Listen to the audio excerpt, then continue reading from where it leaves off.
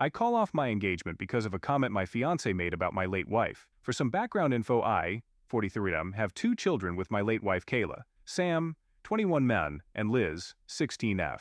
All fake names. Kayla passed away when our kids were 15 and 10.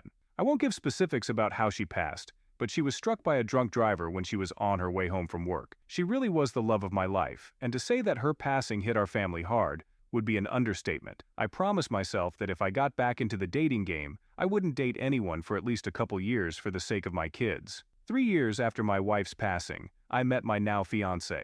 We'll call her Amanda. Things went slow, and I didn't introduce her to my kids until we had been dating for about a year at that point. Now we've been together for 3 years and are engaged. Amanda and my kids have always had a good relationship. Neither of my kids are super close to her, but they have always been friendly and welcoming to her. And Amanda has never overstepped any boundaries my kids have, like trying to replace their mother. At the beginning of Amanda and I's relationship, she was a bit insecure of the fact that I was a widower. During the first few months of us dating, she would constantly ask things like, if Kayla had never passed, would I still be with her right now? I always kept my answers brief and told her that I didn't like thinking about the what-ifs, and that she was the one I was dating now, and that was what mattered. Eventually she stopped making these comments, and I stopped worrying about it. Now to the issue. My parents were hosting a family dinner to celebrate my fiancé and I's engagement. It was my mom and dad, my late wife's sister and her husband, Sam and Liz, and me and Amanda. Dinner went well. We were all making small talk with each other and talked about wedding plans. About halfway into dinner, my mom made a comment about how she was so happy I was able to find the spark I had with Kayla and someone else. I don't think anybody really paid much attention to the comment, but then Amanda laughed and said, "I'm happy she died. Otherwise, I would have never gotten him to myself." The tone of the dinner immediately shifted, and everyone got extremely tense, especially my kids. Amanda noticed the shift and started awkwardly laughing, like she was trying to play her comment off as a joke. I was honestly just frozen, as that was the first time she had made a comment like that. My kids looked disgusted, and Liz got up and walked out to the car. Sam waited a bit longer like he wanted me to say something, but I was still in shock about what Amanda had said. To make a long story about the dinner short, the dinner was kind of ruined.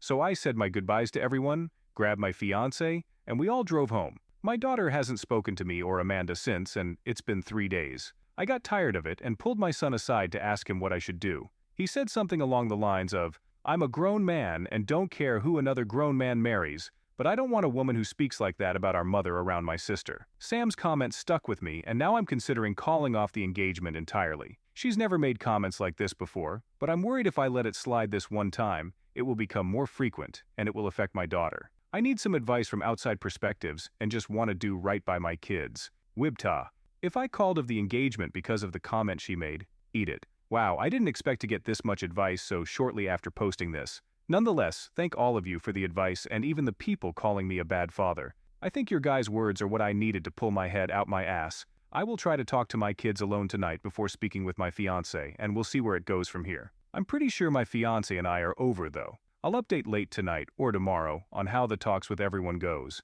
Thank all of you again for setting my head straight. Don't forget to like and subscribe for more stories like this. Update. I promised I would update everyone after I'd talked to my kids, so here is the update. It's kind of long, so I hope that doesn't go against the rules of this community. I'm also going to use this update as a way to clarify some of the questions people were asking in the comments. Did my fiancé apologize to anyone at the dinner party? No, she didn't.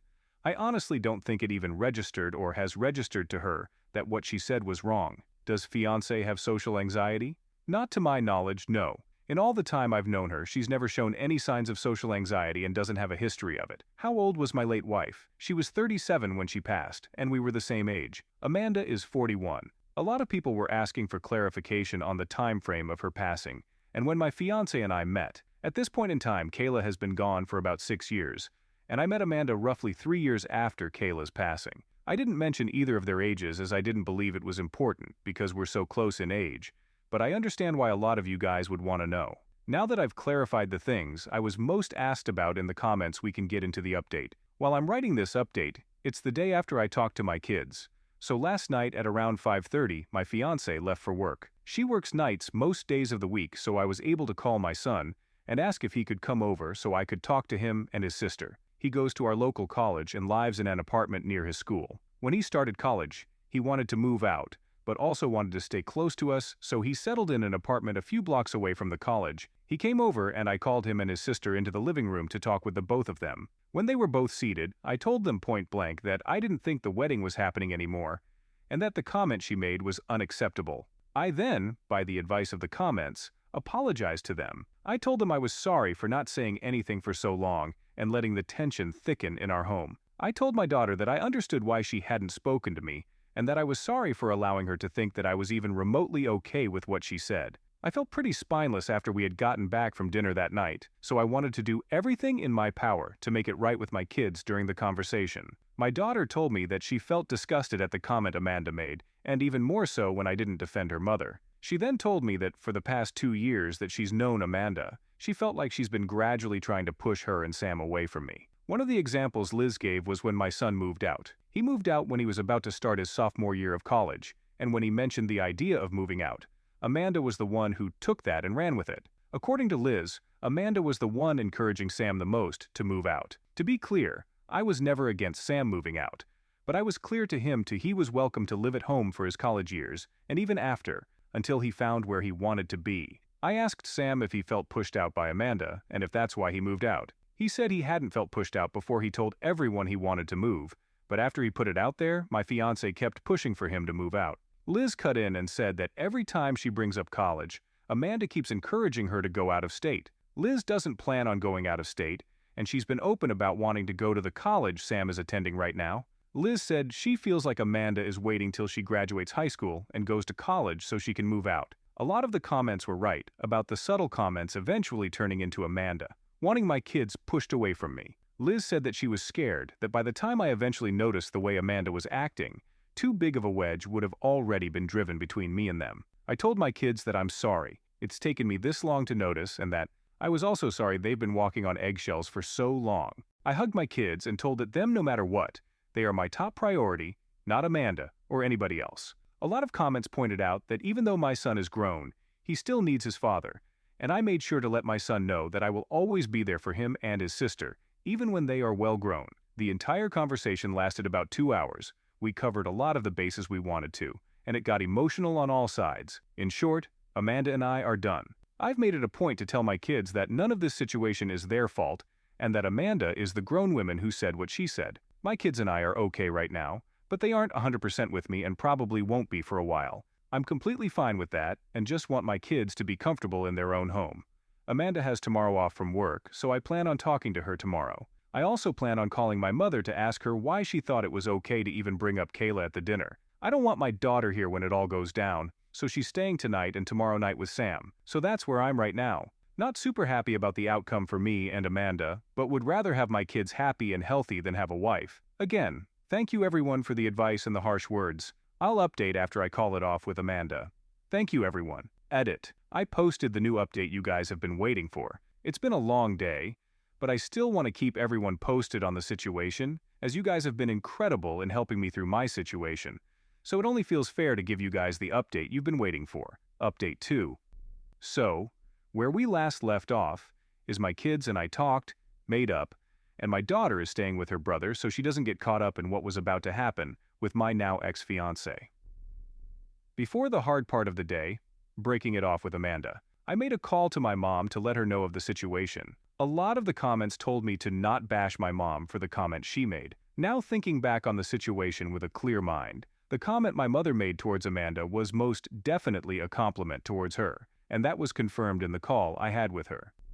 My mother, bless her heart, felt extremely guilty for the entire situation. She fully believed the situation all stemmed from her one comment. I assured her that none of the situation was her fault, and that I've never blamed her one bit for any of this. We talked a bit more before I let her go. The call ended at about 9:15 a.m., and I was left waiting for Amanda to wake up. She woke up at around 10:30 a.m., and I didn't want to ambush her straight after she woke up, so I waited until about 11:10 a.m. to sit her down and talk. A lot of people in the comments suggested to secretly video the whole thing. I thought that was extremely smart, so I had my phone set to record in my back pocket the entire time. I didn't think she'd try to do anything drastic, but I would rather be safe than sorry. The talk with her went about as well as anyone could imagine, so not at all. I told her I needed to talk with her, that it was serious, and we sat in the living room. When we were seated, I began unloading at her about the comment she made about Kayla at my parents' house, how it made my kids feel, how it made me feel, her lack of an apology of any sort of acknowledgement to what she said, and so on. I told her I expected her to make an apology to my parents, me-in-laws, and most importantly, my kids. During the entire time of me unloading on her, she didn't seem to show any bit of emotion other than her eyes, which were slightly wider than normal. After I spoke my truth, she straight up asked, "So if I apologize to everyone, we'll go back to normal?" I told her point blank, no. I told her that the comment she made at dinner was not the extent of my problems with her. I then told her that I knew she heavily pressured Sam to move out when he wasn't even sure if he wanted to at that point in time, and that I also knew she is now trying to do the same with Liz. I did my absolute best to leave my kids out of the situation, but told Amanda that the way my kids described her treatment towards them was the main reason I don't see a future with her anymore. Amanda was stone-faced up until I told her we were done. I think that's when the panic set in for her. She kept saying that she'll apologize to everyone, that she'll make it right with my kids, etc. I told her that if she apologizes, I will certainly appreciate it, but we were still done either way. She was full-on crying at this point and asked me, why wasn't I willing to try and fix our relationship? And I told her that even though I loved her, and I will be honest, I still love her very much, I was not willing to take another chance of my kids being hurt for the way they were. I was frustrated and shot back at her asking her why she was trying to push my kids out of their own home, and I got back an answer I was not at all expecting. I was completely shocked at her response, but a lot of you guys won't be. A lot of commenters hit the nail right on the head with what Amanda was truly like. Amanda responded with, "Well, I didn't know you expected me to house somebody else's kids for the rest of my life." I immediately saw red, and after about a minute, I told her to get out. I told her that my kids can go wherever they damn please, especially in the house that I own and pay for. She tried to retaliate but, in the end, ended up pack a few bags and going to stay with one her friends. I emailed a copy of the phone recording to myself. The talk only lasted about 25 minutes, not nearly as long as the talk I had with my kids, so if anything ends up coming of the conversation, I have all I'd need to keep my name clear. I've texted my kids that Amanda is out of the house for good, that they are welcome to come home anytime, and let my son know that if he wants to, he is more than welcome to move back in completely. My daughter is coming back from her brother's place in the afternoon, and I still have phone calls to make to my parents and in-laws to apologize for this mess of a situation. Amanda is out of my house but keeps blowing up my phone for us to try to work things out. I'll let her come by in the next few days so she can collect the rest of her stuff out of my house, but she is not welcome to live here again. I'll be honest and say that I am a bit devastated. Despite everything Amanda did, I still love her, and I probably won't stop loving her for a minute, but I'll be okay. Right now, I just want to focus on the family that needs me, and will use this situation as an excuse to bond more with my kids. Another big thank you to everyone who helped me in the comments. A lot of the advice you guys gave played a part in making things right with my family. We have come to the end of our story. Don't forget to like and subscribe for more stories like this. Tell us what you think about this story in the comments.